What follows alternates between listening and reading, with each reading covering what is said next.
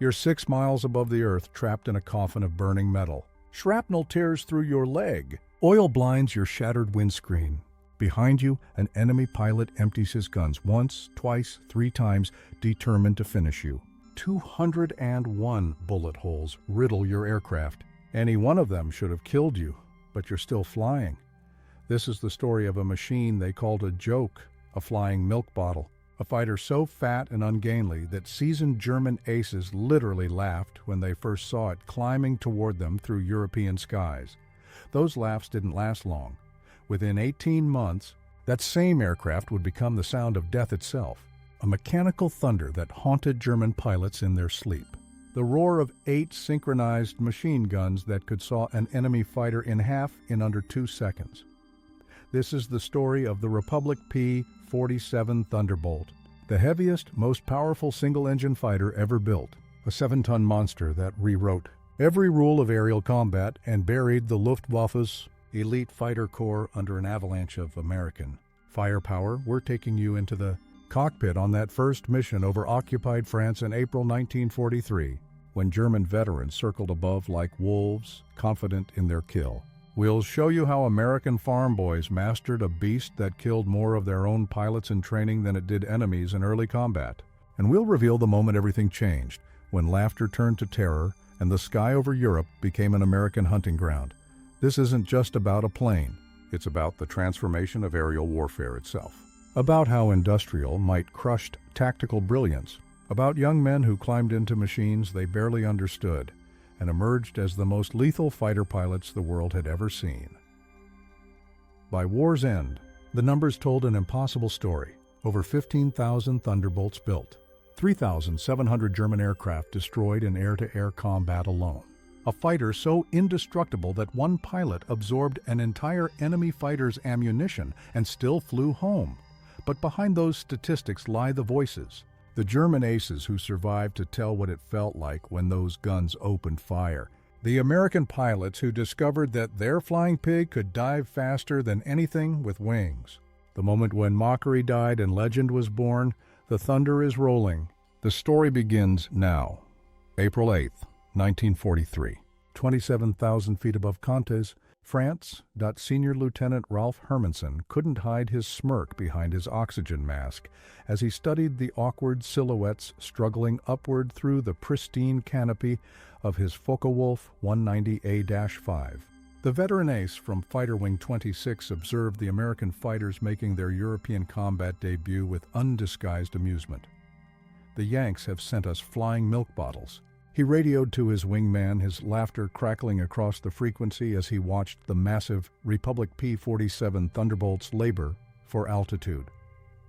Below his formation, 16 P-47. Thunderbolts from the 4th Fighter Group clawed their way upward in tight formation. Their 2,000-horsepower Pratt & Whitney R-2800 double Wasp engines strained against 7 tons of aircraft, propeller, fuel, and ammunition. To Luftwaffe pilots accustomed to sleek Spitfires and nimble Soviet fighters, these bulbous American machines looked almost absurd. Barrel-shaped fuselages crowned with greenhouse canopies, wings that seemed undersized for their massive bodies, propellers that dwarfed anything in the German inventory. What Hermansen couldn't know, what none of the German pilots circling like predators above could have imagined, was that they were witnessing the arrival of the weapon that would systematically dismantle the Luftwaffe's fighter force. Within a year and a half, these objects of ridicule would transform into instruments of devastation. Their 8 Browning machine guns would become the most dreaded sound in German skies, a mechanical thunder that meant death was calling. The mathematics of destruction were already loaded into those broad wings. 3,400 rounds of ammunition, a combined firing rate of 6,000 rounds per minute, enough concentrated firepower to cut an enemy fighter in two in less than 2 seconds. The dawn of a new era. The transformation began that April morning when Major Donald Blakesley, commanding the 335th Fighter Squadron, spotted the German formation positioning for their attack. The former Eagle Squadron veteran, who had transferred from RAF Spitfires just weeks prior, understood something his men had yet to learn. Survival in the P-47 demanded abandoning everything conventional wisdom taught about air combat. The Thunderbolt represented a radical departure from established fighter design philosophy. While the Germans had pursued lightweight interceptors optimized for climb rate and turning performance, Republic Aviation had created something unprecedented. A high-altitude juggernaut that used mass, power, and overwhelming firepower to redefine aerial warfare itself. Among the 56 American pilots scattered across French skies that morning were men destined for legend. Future aces whose names would strike fear into Luftwaffe hearts. But on this day in April 1943, they were novices in an untested machine facing the most experienced fighter force on Earth. The Germans had been fighting continuously since 1939, with veterans of Poland, France, Britain, and Russia. The Americans had exactly 0 days of combat experience. This is the story of how industrial logic defeated tactical brilliance, how quantity and quality merged into overwhelming superiority, how German pilots' laughter died when they discovered what synchronized Browning machine guns could accomplish at 400 yards. Birth of a monster, Republic P-47. Thunderbolt emerged from June 1940 panic. As German fighters swept across France, Alexander Kartveli, Republic Aviation's Georgian-born chief designer, received urgent specifications from the U.S. Army Air Corps. They wanted a high-altitude interceptor capable of matching the Luftwaffe's finest. What Kartveli designed instead was a monster that redefined possibility. "She'll be a dinosaur," Kartveli admitted to his design team. "But she'll be a dinosaur with excellent proportions." The XP-47B prototype that first flew on May 6, 1941, shocked everyone who witnessed it. At 9,900 pounds empty, it weighed 65% more than its predecessor. The massive turbo supercharger system with complex ducting snaking through the rear fuselage gave it an almost pregnant appearance. Test pilots approaching for the first time invariably asked the same question: "This thing actually flies?" Not only did it fly, it flew like nothing else at altitude. The Pratt & Whitney R2800 Double Wasp, an 18-cylinder radial producing 2,000 horsepower, could maintain full power at 27,000 feet, where German fighters gasped for oxygen. The turbo supercharger, fed by exhaust gases, delivered sea-level performance in the stratosphere, where air was too thin for conventional superchargers. Major Hubert Hub Zemke, commanding the 56th Fighter Group during training at Bridgeport, Connecticut, initially despised the aircraft. His unit lost 18 pilots and 41 aircraft in training accidents between September 1942 and January 1943.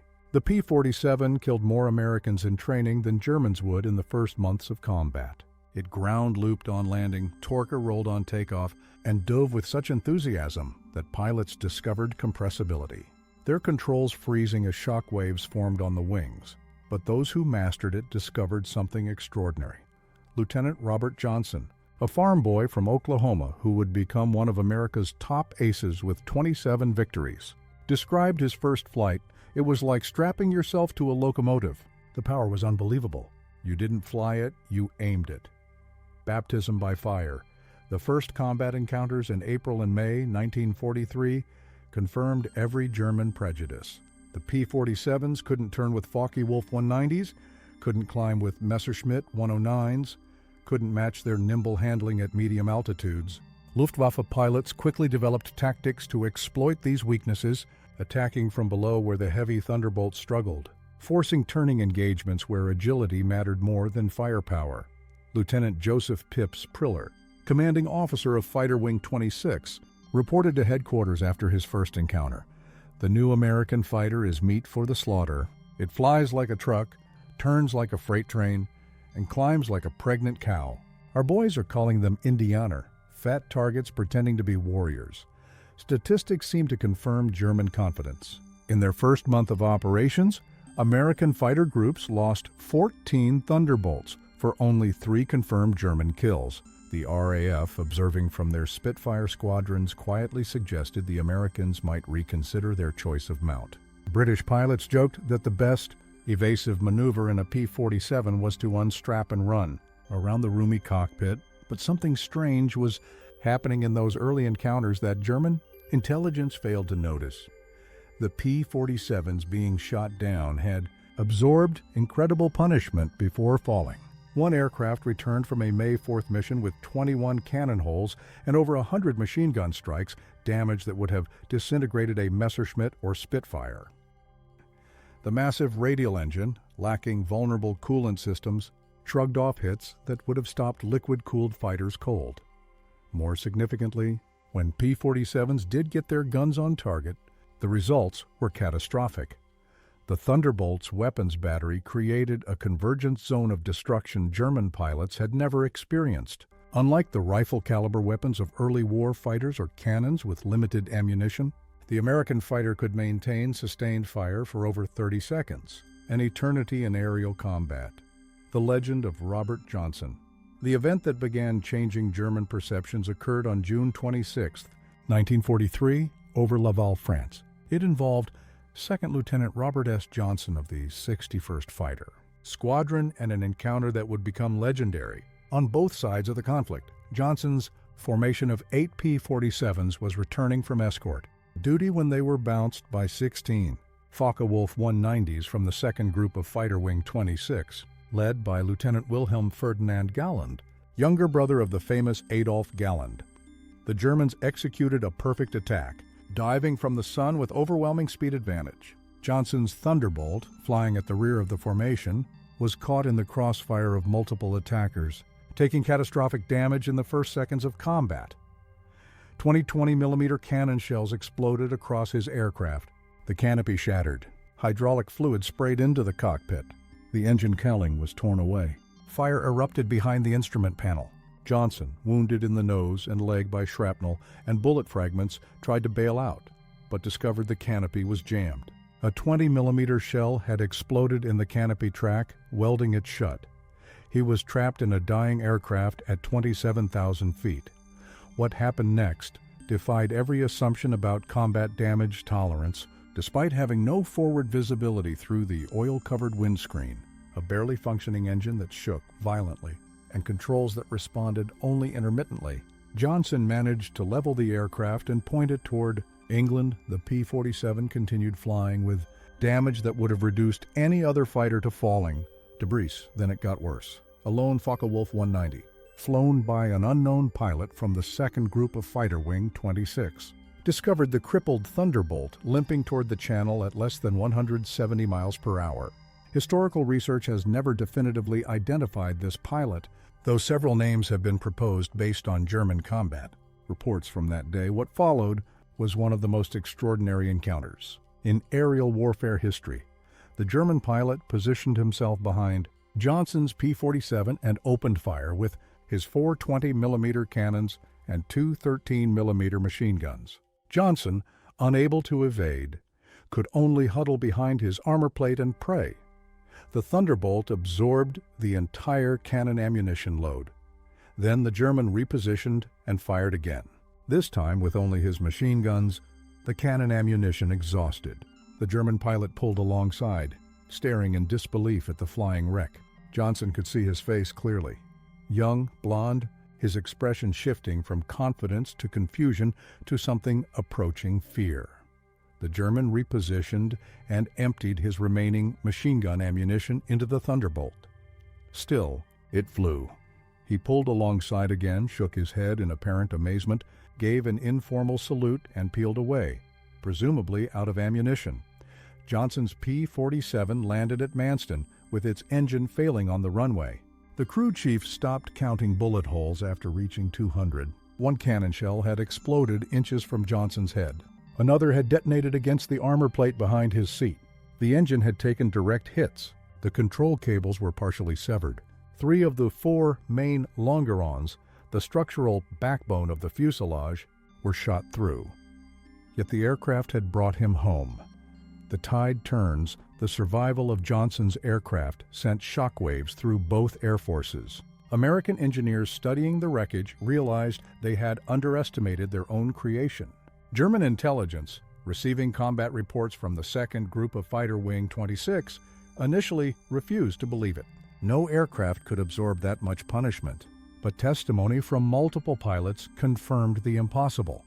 The Thunderbolt had taken everything the Luftwaffe's best fighter could deliver and survived. By July 1943, American pilots were learning to exploit the P-47's true strengths. Lieutenant Colonel Hubert Zemke, the 56th Fighter Group commander, had discovered the secret through brutal trial and error. Don't turn with them. Don't climb with them at low altitude. Use your weight. Use your power. Use your guns. The Thunderbolt's massive weight, initially seen as a disadvantage, became a weapon. In a dive, nothing could catch it. From 30,000 feet, a P-47 could reach 550 miles per hour, faster than any German fighter could achieve, even in a vertical dive. This speed could be converted to altitude in a zoom climb that left pursuing fighters helplessly behind. Captain Walker Bud Mahurin, who would become one of the first American aces in Europe, developed what became known as the boom and zoom tactic. Though pilots called it the Thunderbolt turkey shoot, instead of engaging in traditional dogfights, P-47 formations would climb to 30,000 feet, higher than German fighters could effectively operate. When Luftwaffe fighters appeared below, the Thunderbolts would roll inverted and dive, reaching speeds that made deflection shooting impossible for defending Germans. At the bottom of these dives, the American heavy machine guns would speak. German pilots who survived described it as facing a wall of lead, the combined firepower creating an impenetrable zone of destruction.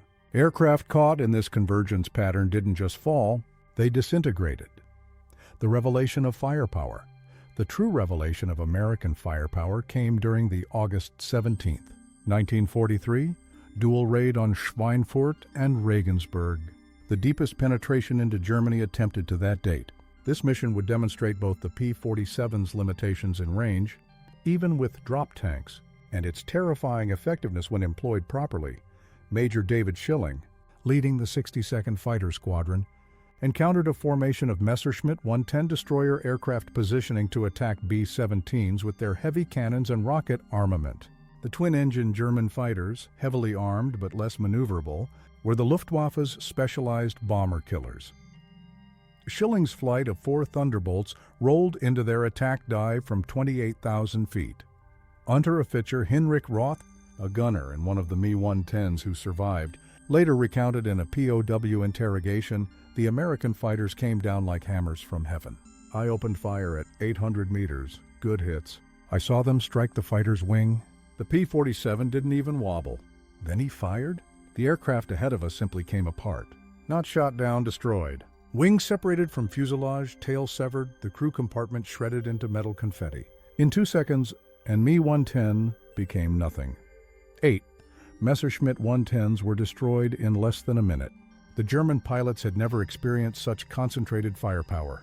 Each P-47 carried 425 rounds per gun, 3,400 rounds total, weighing nearly 900 pounds. At convergence distance, typically set at 300 yards, all 8 guns' ballistic paths intersected in a zone roughly 6 feet in diameter.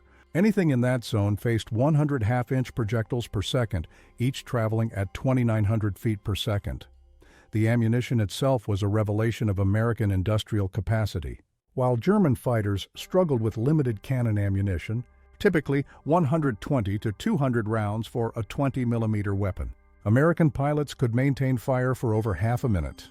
The standard combat load mixed armor-piercing incendiary tracer, and standard ball ammunition in patterns designed to both destroy and ignite. Lieutenant Colonel Francis Gabby Gabreski, who would become the top American ace in Europe with 28 victories, described the effect. When you hit them with all 8, they don't just go down, they explode. I saw a 109 literally cut in half, the tail falling one way, the nose and wings another. The pilot never knew what hit him. The altitude advantage. By September 1943, the Luftwaffe was discovering another horrifying reality about the P-47. Its performance improved dramatically with altitude while German fighters suffered. The turbo-supercharged double Wasp engine maintained its rated power output up to 30,000 feet. German fighters, relying on single-stage or two-stage mechanical superchargers, saw their performance degrade significantly above 25,000 feet. Senior Lieutenant Hans Philipp, one of Germany's most successful aces with 206 victories, encountered this reality fatally on October 8th. 1943. Leading Fighter Wing 1 against a B-17 formation at 28,000 feet over Bremen. Philipp found his Focke-Wulf 190A-6 sluggish and unresponsive in the thin air. The BMW 801 engine, powerful at medium altitudes, was gasping for oxygen nearly 6 miles above the Earth. When P-47s of the 56th Fighter Group dove on his formation from 32,000 feet, the German fighters were sitting ducks. Robert Johnson, now an experienced combat pilot on his way to ace status, was flying at 31,000 feet when he spotted Philipp's distinctive Focke-Wulf with its elaborate nose art. Johnson's combat report was clinical. Opened fire at 300 yards, 30-degree deflection. Observed strikes along entire fuselage. Enemy aircraft exploded. No parachute observed. Philipp's death sent shockwaves through the Luftwaffe. If one of their best, a man who had survived over 500 combat missions on both Eastern and Western fronts, couldn't survive against the Thunderbolts, what chance did average pilots have? The German High Command ordered an immediate investigation into the P-47's capabilities. The report delivered to Reichsmarschall Hermann Göring in November 1943 was sobering. The Thunderbolt's service ceiling exceeded 42,000 feet, higher than any German fighter could reach. Its dive speed approached the sound barrier. Its armor included 3/8-inch steel plate behind the pilot, half-inch bulletproof glass windscreen, and armored deflection plates around the engine. Most disturbingly, its rugged construction allowed it to absorb damage that would destroy 3 conventional fighters and still return home. The paddle blade revolution in January 1944. A new variant of the P-47 began arriving in England that would complete the transformation from laughingstock to nightmare. The P-47D-22 featured a Hamilton standard hydromatic propeller with paddle blades, 13 feet in diameter with broad chord blades that bit into the air like massive oars. The improvement in climb rate was immediate and dramatic. Where earlier Thunderbolts had climbed at an anemic 2,200 feet per minute at sea level, the paddle blade variants could achieve 3,000 feet per minute, matching or exceeding German fighters at most altitudes. The massive propeller also improved acceleration, allowing P-47s to build energy faster in level flight. Lieutenant Heinz Knoke of Fighter Wing 11, a veteran with over 200 combat missions, encountered the new variants in February 1944 during a bomber interception near Hanover. He wrote in his combat diary, "The fat American fighters have learned to climb. We bounced a formation near Hanover, expecting our usual advantage. They turned into us and climbed with us. When we tried to disengage, they followed us up to 30,000 feet. Schmidt was caught and blown apart. Nothing left but smoke and fragments. These are not the same machines we laughed at last year." The paddle blade propeller did more than improve performance. It changed the sound of the Thunderbolt. The distinctive thundering roar created by the blade tips reaching supersonic speeds could be heard from miles away. German ground troops reported being able to identify approaching P-47s by sound alone, a deep, threatening rumble that meant death from above. They began calling it Donnerschlag, thunderclap, deep strike capability. By March 1944, P-47s equipped with external fuel tanks could escort bombers deep into Germany. The standard configuration carried 200 8-gallon wing tanks or a 75-gallon belly tank, extending range to over 1,000 miles. With the paddle blade propeller providing improved performance even when loaded, Thunderbolts could fight on equal terms immediately after dropping tanks. The Luftwaffe's response was to concentrate on the bombers, hoping to inflict enough losses to stop the American daylight campaign. But this required flying through the P-47 escort screen, an increasingly suicidal proposition. German pilots developed a grudging respect that bordered on fear for the big American fighters. Major Günther Röhl, one of Germany's top aces with 275 victories, mostly on the Eastern Front, survived an encounter with P-47s on March 6, 1944, that left him badly wounded. He later recalled in a post-war interview, "We saw them above us, fat silhouettes against the sun. Someone laughed and said, 'Here come the flying pigs.' Nobody was laughing 30 seconds later. They came down like an avalanche, faster than we could react. The first pass destroyed 3 of our fighters, just gone, transformed into burning debris. Their guns didn't fire in bursts like ours. They poured out solid streams of fire. Getting caught in that stream meant instant death. Ground attack supremacy. The escort missions revealed another P-47 advantage: endurance. While German fighters operated at maximum power settings that consumed fuel rapidly, the big American radials could cruise efficiently at high altitude. Thunderbolts could remain with the bombers for hours, rotating top cover while maintaining enough fuel for combat in return. As more P-51 Mustangs arrived to take over long-range escort duties in spring 1944, P-47 units increasingly focused on ground attack, a role that would make them the most feared aircraft in the German arsenal. The transition began in earnest in April 1944 as the Allies prepared for the invasion of France. The Thunderbolt's heavy machine gun battery proved equally effective against ground targets. The standard armor-piercing incendiary ammunition could penetrate the top armor of most German vehicles, while the sheer volume of fire could destroy soft targets in seconds. A 2-second burst put 160 half-inch projectiles into a target area the size of a truck, but it was the addition of bombs and rockets that transformed the P-47 into a true multi-role monster. The D-25 variant could carry 2,000-pound bombs under the wings and a 500-pounder under the fuselage, a bomb load equal to early war medium bombers. Later variants added zero-length rocket stubs for 10 5-inch high-velocity aircraft rockets, each equivalent to a 105mm artillery shell. Colonel Hans von Luck, commanding the 125th Panzer Grenadier Regiment during the Normandy campaign, experienced P-47 ground attacks firsthand. They came in low, so low you could see the pilots' faces. The sound was terrifying, engines roaring, rockets screaming. Then the hammer of those heavy machine guns. A column of our trucks simply ceased to exist. 20 vehicles transformed into burning wreckage in one pass. The psychological effect on the men was devastating. They called them Jabos, fighter bombers. But these were something beyond that. They were flying artillery with the accuracy of snipers. D-Day dominance on June 6, 1944. The Luftwaffe discovered how completely the balance of power had shifted. Over 500 P-47s provided air cover for the invasion, creating an impenetrable umbrella over the beaches. German fighters attempting to reach the landing zones were massacred. Senior Lieutenant Wolfgang Fischer of Fighter Wing 2, one of only 3 German pilots to reach the beaches that day, reported, "The sky belonged to the Americans. Thunderbolts were stacked from sea level to 30,000 feet. We tried to break through at dawn, 12 fighters from our group. I was the only one to return. The P-47s were waiting at every altitude. You couldn't climb over them, couldn't dive under them. Their guns turned our fighters into aluminum rain." In the weeks following D-Day, P-47s systematically destroyed German movement in daylight. The statistics were staggering.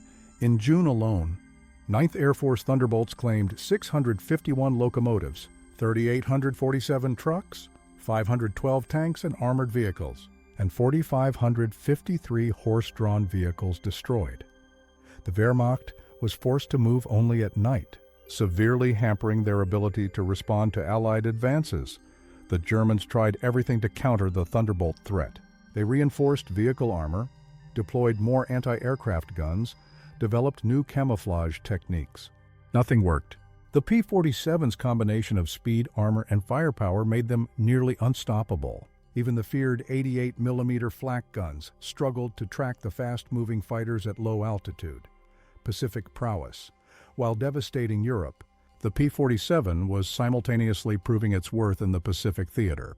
The 348th Fighter Group, operating from New Guinea, discovered that the Thunderbolt's qualities were perfectly suited to the vast distances and harsh conditions of Pacific warfare. Colonel Neil Kirby, commanding the 348th, developed tactics specifically for the Pacific. On October 11, 1943, Kirby led 4 P-47s against 40 Japanese aircraft over Wewak, shooting down 6 enemy planes himself in a single mission, earning him the Medal of Honor. The Japanese, accustomed to fighting nimble but fragile American fighters, were unprepared for the P-47's combination of firepower and durability. Japanese ace Saburo Sakai, who encountered P-47s over New Guinea, later wrote, "We called them monsters." Our 20-millimeter cannons, which could destroy a P-40 with a few hits, seemed to have no effect. I put dozens of rounds into one Thunderbolt and watched it fly away. Their return fire was terrifying, streams of heavy bullets that tore aircraft apart. The P-47N, developed specifically for the Pacific, featured increased fuel capacity with wet wings holding 93 gallons each, extending range to 2,350 miles. This variant would escort B-29s to Japan, proving that the short-legged fighter of 1943 had evolved into a true long-range weapon, jet killer, perhaps the ultimate vindication of the P-47s. Evolution came in its encounters with German jet fighters. The Messerschmitt Me 262, with its 540-mile-per-hour top speed, should have been untouchable by propeller-driven fighters. But Thunderbolt pilots discovered they could catch jets in two situations: during takeoff and landing, when jets were most vulnerable, and in high-speed dives from altitude. On November 27, 1944, Lieutenant Colonel John C. Meyer of the 352nd Fighter Group became one of the first pilots to shoot down a Me-262 with a P-47. Diving from 28,000 feet, Meyer's Thunderbolt reached speeds approaching 500 miles per hour, fast enough to catch the jet in level flight. The jet pilot, confident in his speed advantage, never saw the diving P-47 until Meyer's guns opened up at 400 yards.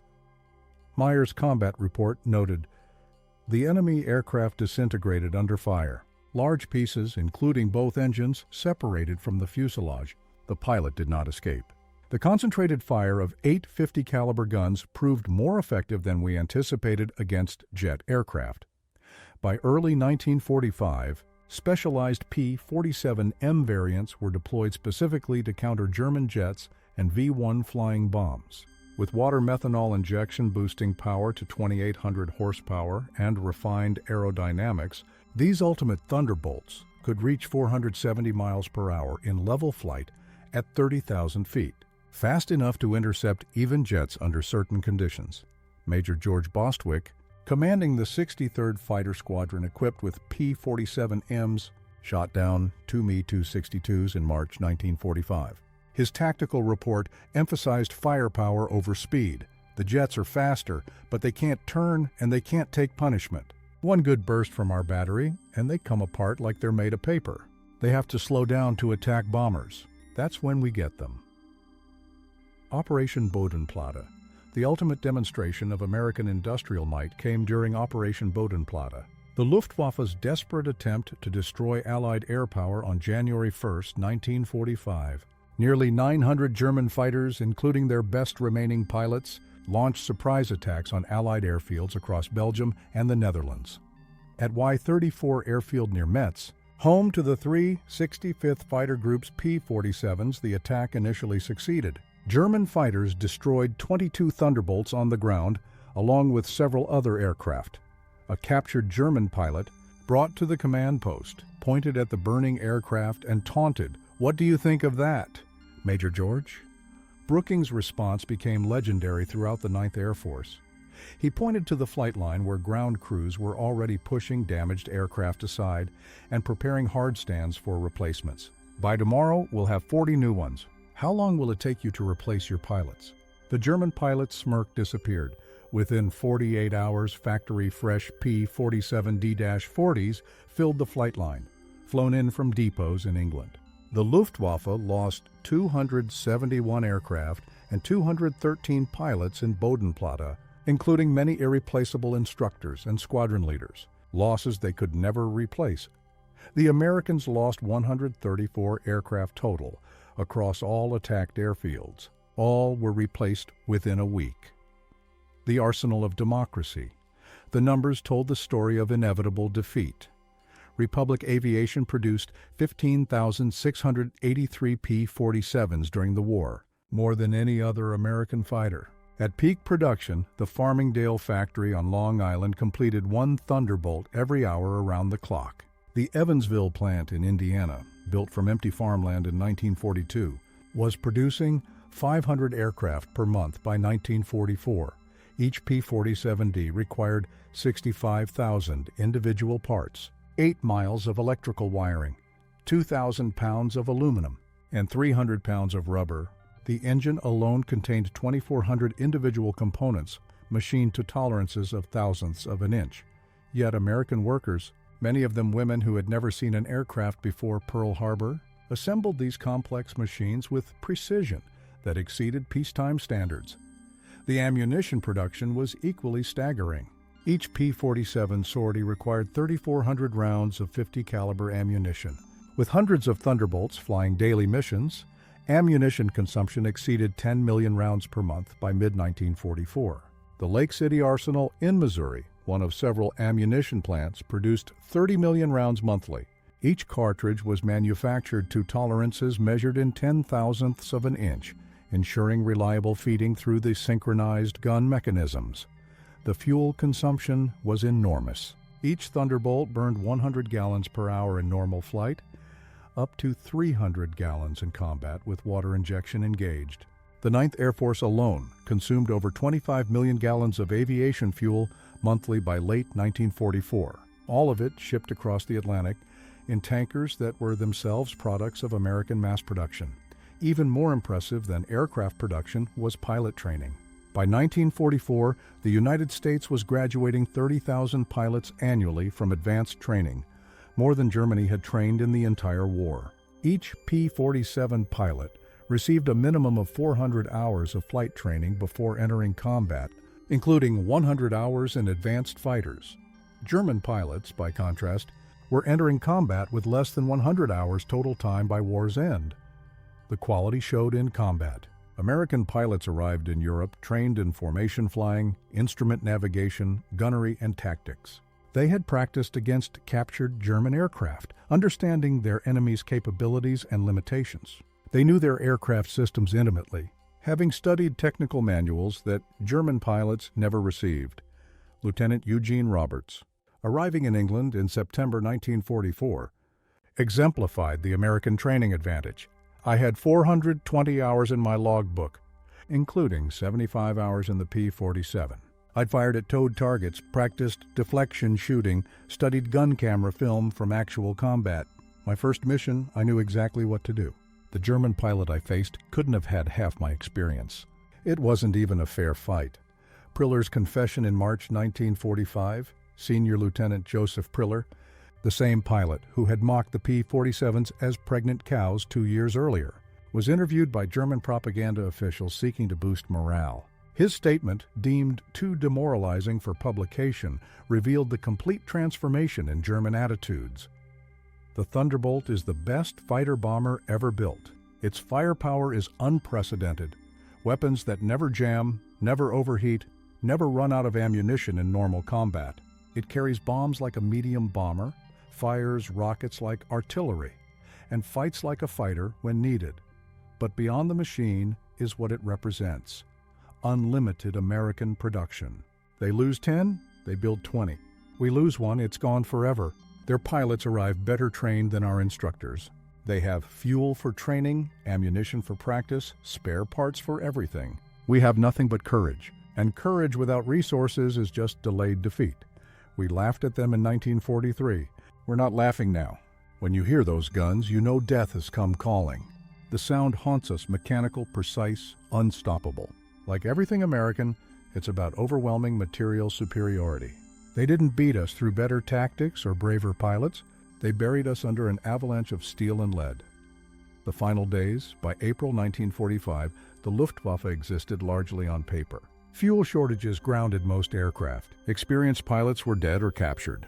Airfields were cratered ruins. But even with aircraft and fuel, German pilots faced an impossible equation. Attacking meant facing P-47 formations that owned every altitude from ground level to 40,000 feet. Feldwebel Klaus Brettschneider, one of the last German pilots trained in 1945, flew exactly one combat mission before the war ended. His encounter with P-47s over Leipzig lasted 12 seconds. I saw them diving from above, 4 Thunderbolts in perfect formation. I tried to turn, but they were too fast. The leader fired from 500 meters. My aircraft shook like it was hit by sledgehammers. The engine exploded. The wings separated. I barely escaped. In the parachute, I watched them destroy my entire staffel. 6 fighters gone in under a minute. The sky rained burning aluminum and bodies. The psychological impact was complete. German pilots developed what medical officers called Jabo fever, physical symptoms of stress appearing when Thunderbolts were reported in the area. Veterans who had faced Spitfires and Hurricanes without fear became physically ill before missions against P-47s. The distinctive thunder of approaching Thunderbolts caused panic among ground troops, who knew that survival meant finding cover immediately. The reckoning, the final. Statistics of P-47 operations defied comprehension. In Europe, 3,752 German aircraft destroyed in aerial combat. 3,315 aircraft destroyed on the ground. 86,000 railway cars destroyed. 9,000 locomotives destroyed. 6,000 armored fighting vehicles destroyed. 68,000 trucks destroyed. 60,000 horse-drawn vehicles destroyed. In the Pacific, 697 Japanese aircraft destroyed in aerial combat. 150 aircraft destroyed on the ground. 1,500 vehicles destroyed. 150 locomotives destroyed. Countless barges, ships, and installations. The 9th Air Force alone, primarily equipped with P-47s, flew 213,873 combat sorties, dropped 120,000 tons of bombs, fired 135 million rounds of ammunition, and launched 60,000 rockets. The Thunderbolt. Units achieved a 4.6 to 1 kill ratio in aerial combat while maintaining the lowest loss rate of any Allied fighter bomber. Behind these numbers lay the human cost. The Luftwaffe lost approximately 28,000 pilots killed in combat against Western Allied forces. Many fell to the concentrated fire of American heavy machine guns. Each loss represented years of training that Germany could never replace. By war's end, the average German fighter pilot had less than 30 hours of combat experience. The average P-47 pilot had over 200 captured intelligence. At the Luftwaffe Interrogation Center at Oberursel, captured Allied pilots were debriefed by German intelligence. The records captured in 1945 revealed German assessments of Allied aircraft. The file on the P-47, updated continuously throughout the war, showed the complete reversal of opinion. April 1943, large, unmaneuverable fighter. Inferior to German types in all performance parameters except dive speed. Machine gun armament insufficient against cannon-armed fighters. Assessment, minimal threat. December 1943, exceptional high-altitude performance. Extreme structural strength. Firepower increasingly problematic.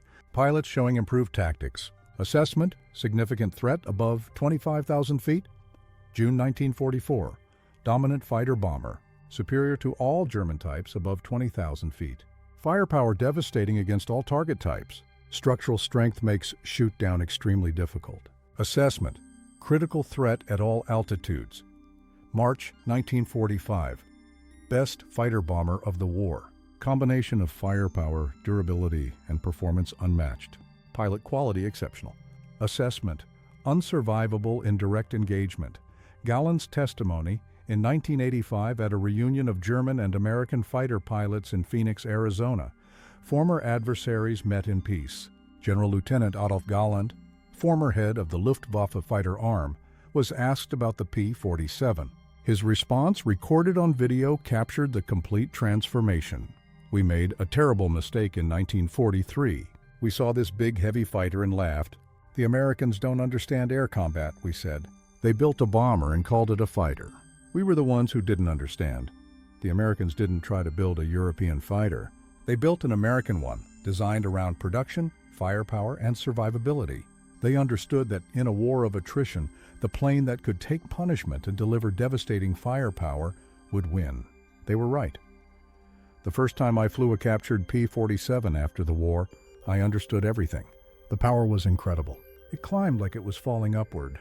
The cockpit was comfortable, the visibility excellent, the controls precise. It was a pilot's aircraft wrapped in armor.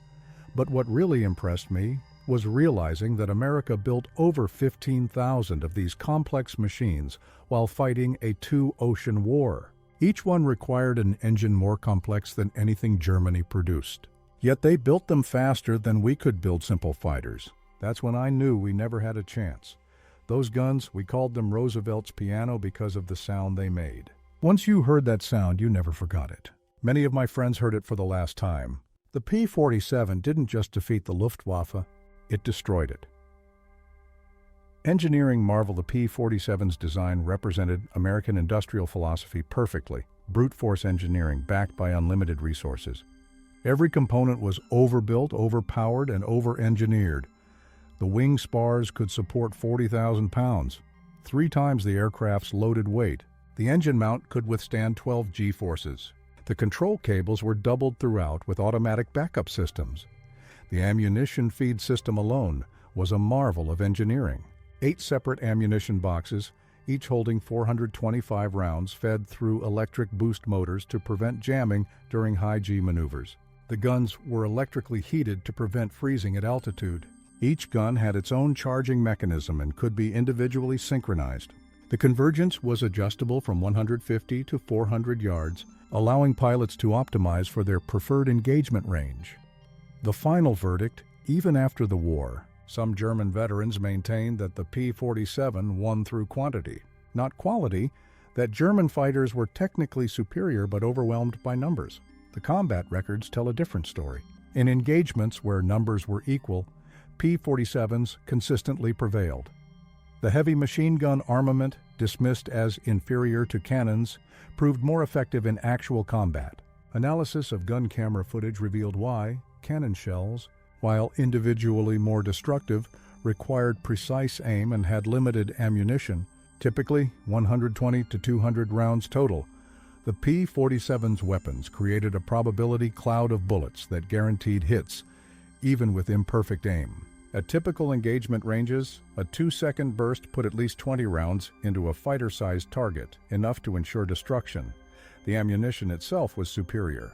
American 50 caliber armor-piercing incendiary rounds used a delayed action fuse that ensured penetration before detonation. The incendiary compound burned at 3,000 degrees Fahrenheit, hot enough to ignite aluminum structure. German 20mm shells, while heavier, often exploded on surface contact, causing spectacular but sometimes superficial damage. Legacy: the P-47 Thunderbolt remains the heaviest single-engine piston fighter ever mass-produced. Its empty weight of 10,000 pounds exceeded the gross weight of some twin-engine fighters. Its engine produced more power than entire bomber formations from the previous war. Its weapons delivered more firepower than a squad of infantry, yet it was built by the thousands, flown by kids barely out of high school, and maintained under combat conditions by mechanics who learned their trade in weeks. The transformation of German opinion from mockery to terror took less than 2 years. In that time, the flying milk bottle became the most feared aircraft in the Luftwaffe's experience. Veterans who had faced Spitfires, Hurricanes, and Soviet Yaks without flinching spoke of P-47s in hushed tones decades after the war. Museum testament at the United States Air Force Museum in Dayton, Ohio. A restored P-47D sits among other legendary fighters. Its placard lists specifications and battle honors, but the real story is told by a small display case containing spent 50 caliber shells and a strip of gun camera film showing a Focke-Wulf 190 disintegrating under fire below. The display is a quote from an unnamed German pilot taken from a 1945 interrogation report. We laughed when we first saw them. Fat, ugly American fighters that couldn't turn, couldn't climb, couldn't fight. We stopped laughing when we realized they didn't need to turn or climb. They just pointed those guns at you and you ceased to exist. The laughter died with our comrades. Thunder's End: the P-47. Thunderbolt entered combat as an object of derision and ended the war as an instrument of annihilation. In between, 8 synchronized Browning machine guns rewrote the rules of aerial warfare and buried the Luftwaffe under an avalanche of lead. German pilots had laughed at the ungainly American fighter in April 1943. By May 1945, there were no German pilots left to laugh. The thunder had spoken, and the sky belonged to America.